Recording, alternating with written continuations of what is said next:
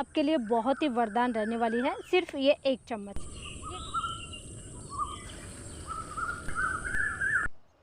इस 1 चम्मच से आपकी खेती में, आपकी फसलों में होगा जादू। जादू, कमाल या चमत्कार, ऐसे वर्ड दोस्तों मैं तभी इस्तेमाल करती हूँ जब हम खेती में कोई अलग चीज़ इस्तेमाल करते हैं, कोई विशेष चीज़ इस्तेमाल करते हैं और उसका रिजल्ट भी हमारी फसलों में विशेष ही देखने को मिलता है। और इसी 1 चम्मच से दोस्तों आप सब्जियों की खेती कर रहे हैं तो आपके लिए बहुत ही वरदान रहने वाली है, सिर्फ ये 1 चम्मच। ये देखिए सफ़ेद, ये पाउडर जैसा है मेरे पास, ये है दोस्तों बेकिंग सोडा, मीठा सोडा या खाने का सोडा या कुकिंग सोडा इसे कहते हैं।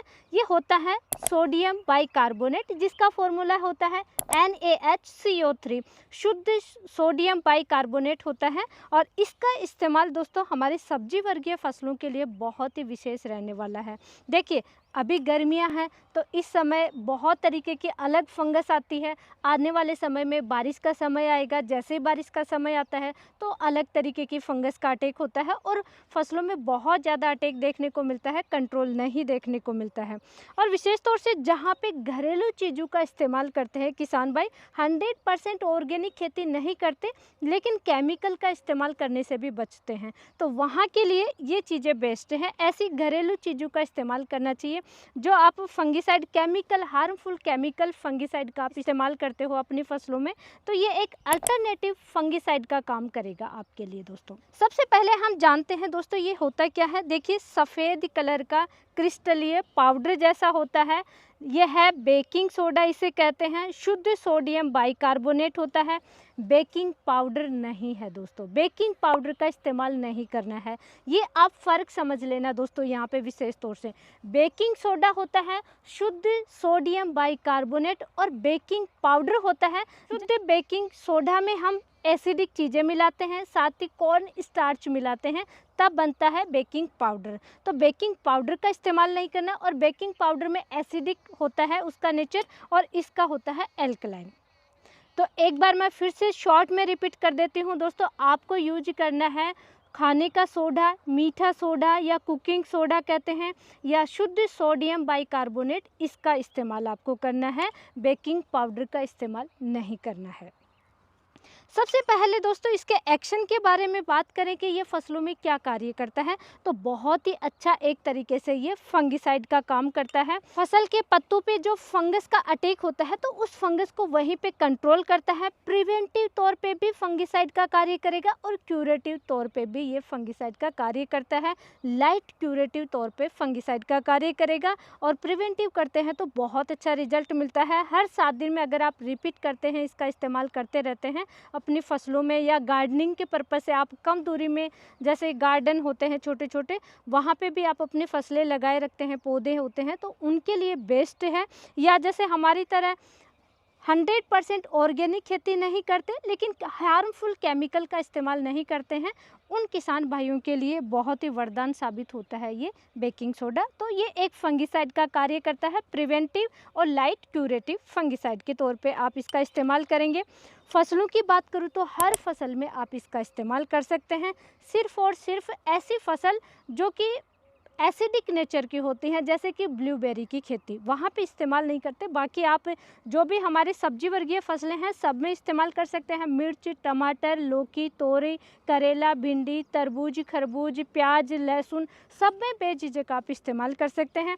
अभी मैं आपको पीछे दिखाऊं तो देखिए उधर हमारा प्याज लगा हुआ है, फिर टमाटर है, यहाँ पे खीरा है, ककड़ी है, खरबूजा है, हर अलग अलग हमने बहुत तरीके की यहाँ पे सब्जी लगाई हुई हैं और आज हम इनमें स्प्रे कर रहे हैं। तो लगा आपसे भी ये चीज़ें शेयर करनी चाहिए। ऐसी चीज़ों का आपको इस्तेमाल करते रहना चाहिए ताकि एक तो खर्चे की बचत होती है और रिजल्ट भी अच्छा मिलता रहता है और हार्मफुल केमिकल चीज़ों का भी इस्तेमाल आपको नहीं करना पड़ेगा। इसके फ़ायदे की बात करूँ तो दोस्तों जैसा कि मैंने डिस्कस किया, बहुत अच्छे से फंगस जनित रोगों को ये कंट्रोल करता है। पाउडर मिल्ड्यू है, लीफ स्पॉट है, या जितने भी फंगल डिजीज़ हैं उनको कंट्रोल करता है, पौधे पे स्प्रेड नहीं होने देता है।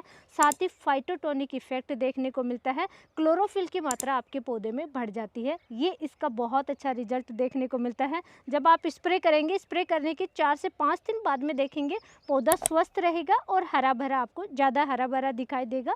तो ये इसके फ़ायदे देखने को मिलते हैं। और साथ ही कम बचत में आपको अपनी फसलों को स्वस्थ रखना है तो बेझिझक आप इसका इस्तेमाल कर सकते हैं।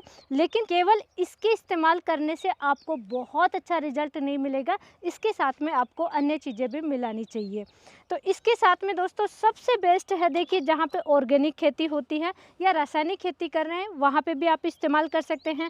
फसल की किसी भी अवस्था में नीम ऑयल का इस्तेमाल कर सकते हैं दोस्तों। आप नीम ऑयल चाहे तो आपने घर पे बनाया है उसका इस्तेमाल कर सकते हैं, या फिर जैसे नीम वाला जो कीटनाशक आप घर पे तैयार करते हैं, ऑलरेडी मेरे बहुत सारे वीडियो हैं, वो भी इसके साथ में इस्तेमाल कर सकते हैं। और रेडीमेड अगर आपको परचेज करने की हैबिट है तो बेझिझक आप नीम ऑयल मार्केट से ले सकते हैं। 3000 ppm वाला या 10,000 ppm वाला। 10,000 ppm से अबव वाला यूज नहीं करना चाहिए, क्योंकि सब्जी वर्गीय फसलों के पत्ते हैं वो बहुत ही सॉफ्ट होते हैं और डोज हैवी हो जाती है, बहुत सारी चीज़ें मिलाएंगे इसमें, तो इसलिए 10,000 ppm तक का नीम ऑयल आप यूज कर सकते हैं। 3000 ppm या 10,000 ppm इसकी डोज लेनी है आपको 2 ml पर लीटर के हिसाब से घोल तैयार करना है।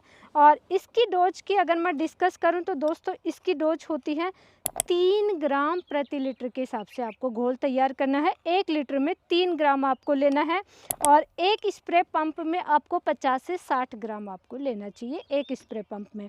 और जो छोटे होते हैं, गार्डन होता है छोटे छोटा, तो वहाँ पे दोस्तों 5 लीटर पानी सफिशिएंट होता है। 5 लीटर में अब हर ग्राम तो दोस्तों छोटा जो वज़न नापने की मशीन है वो होता नहीं है, तो 1 टेबल स्पून आप ले लीजिए। ये 1 टेबल स्पून नॉर्मल जो हम खाने में यूज करते हैं, ये 5 लीटर पानी में आप घोल तैयार कर लेंगे। ये एक परफेक्ट मात्रा होती है। ज़्यादा डोज इस्तेमाल नहीं करना चाहिए दोस्तों। ज़्यादा डोज इस्तेमाल करोगे किसी भी चीज़ का तो फाइटोटॉक्सिसिटी दिखती है पौधों में, थोड़ा सा झुलसे हुए से लगते हैं। और इसका नेचर भी एल्कलाइन है, यानी पीएच थोड़ा ज़्यादा होता है, तो इसलिए आपको ज़्यादा मात्रा नहीं लेनी है।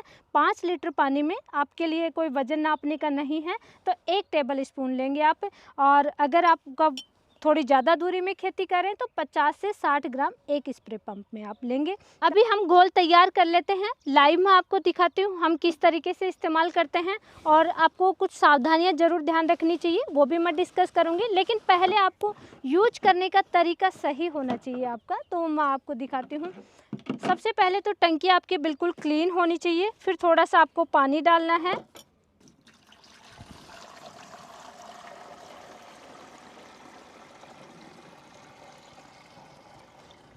एक टंकी की मात्रा के अकॉर्डिंग दोस्तों हम घोल तैयार कर लेंगे। एक बकेट में, मैं छोटी बकेट में पानी ले रही हूँ और इसमें घोल तैयार कर लेंगे। तो हमने फिक्स एक टंकी का ही ये हमने लिया है।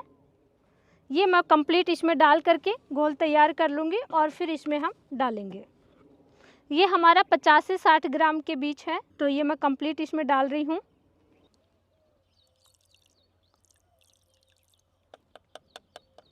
ये है बेकिंग सोडा। दोस्तों पर टंकी के हिसाब से डोज मैं इसलिए डिस्कस कर रही हूँ और इसीलिए हम प्रैक्टिकल दिखा रहे हैं, क्योंकि सब्जियों की जो खेती करते हैं किसान भाई मोस्टली छोटा स्प्रे पंप ही यूज करते हैं, इसलिए पर टंकी के हिसाब से ही आप डोज पूछते हैं। बहुत ज़्यादा कमेंट आते हैं मैम स्पेशली जो सब्जियों के लिए चीज़ें बताएं वो पर टंकी के हिसाब से हमें डोज डिस्कस करें, इसलिए पर टंकी के हिसाब से ही मैं आपको प्रैक्टिकल दिखा रही हूँ। तो ये देखिए दोस्तों कंप्लीट घुल चुका है, डालते ही फटाफट घुल जाता है, बिल्कुल सफ़ेद पानी की तरह है।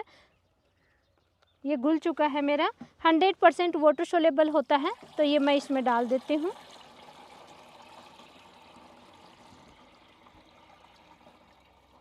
अब हम नीम ऑयल इसमें डालेंगे।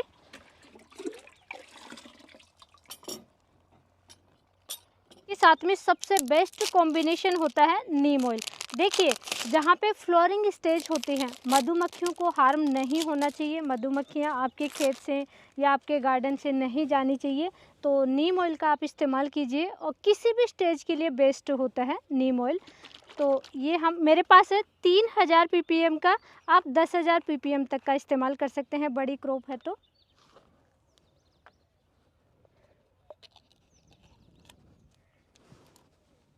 2 ml पर लीटर के हिसाब से घोल तैयार करेंगे, तो दोस्तों मैं 2 ml के हिसाब से ले रही हूँ। ये मैंने नीम ऑयल लिया है।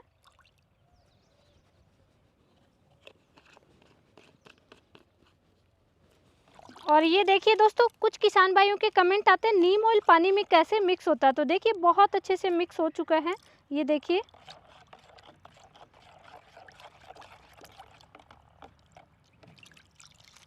ये देखिए नीम ऑयल आपको क्लियर दिख रहा होगा, बिल्कुल जैसे कोई पाउडर घोलते हैं ऐसे डालते ही तुरंत मिक्स हो जाता है, बहुत अच्छे से मिक्स होता है। तो ये मैं अब नीम ऑयल का घोल इसमें डाल देती हूँ।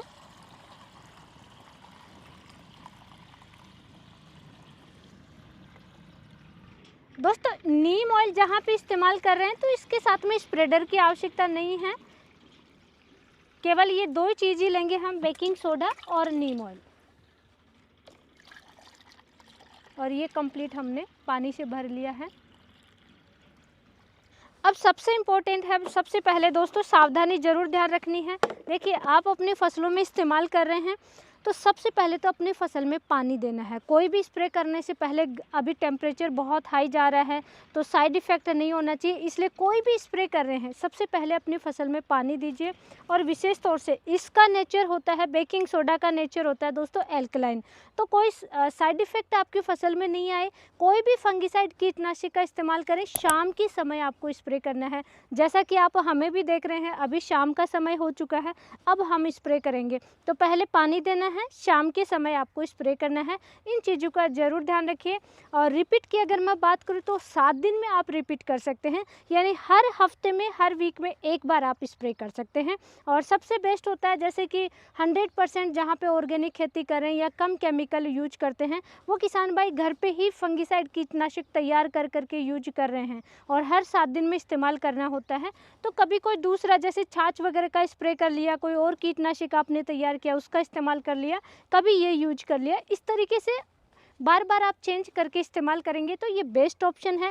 कंटिन्यू अगर आपको इसी का यूज करना है तो 3 बार आप यूज कर सकते हैं, उससे ज़्यादा आपको कंटिन्यू बार बार इसी का इस्तेमाल नहीं करना चाहिए। और बीच में 7 दिन का गैप जरूर रखिए। मिट्टी में नहीं इस्तेमाल करना है दोस्तों, एल्कलाइन यानी पीएच थोड़ा हाई होता है, इसलिए सिर्फ और सिर्फ स्प्रे में ही इस्तेमाल करेंगे। नीम ऑयल मिला लिया तो सभी तरीके के कीट वगैरह आपको कंट्रोल में देखने को मिलेंगे। हर 7 दिन में स्प्रे करेंगे तो बेस्ट रिजल्ट मिलेगा। और साथ ही ये जो बेकिंग सोडा है ये फंगिसाइड का काम करेगा, तो हर तरीके से आपकी फसल सुरक्षित हो जाती है। छोटी फसल में भी आप इस्तेमाल कर सकते हैं, बड़ी फसल है तो उसमें भी इस्तेमाल कर सकते हैं। फसल की किसी भी अवस्था में आप इस्तेमाल कर सकते हैं। और स्प्रे करके हम अभी आपको दिखाते हैं दोस्तों, ये हमारी फसलों में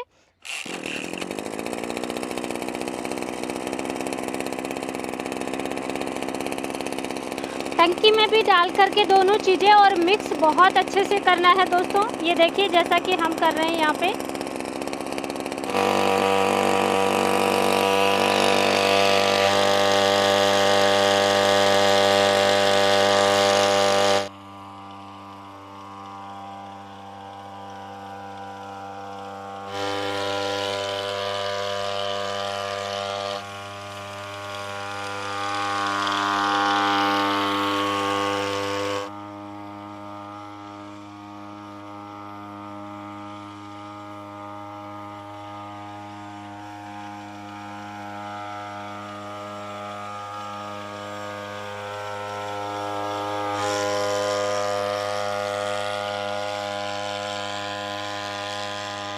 ऐसे ही प्रैक्टिकल नॉलेजफुल जानकारी के लिए दोस्तों वीडियो को लाइक कीजिए। प्रैक्टिकल जानकारी हम दिखाते हैं, जो हमारी खेती में हम कार्य करते हैं वही दिखाते हैं, तो इसके लिए चैनल को सब्सक्राइब जरूर कर लीजिए। धन्यवाद।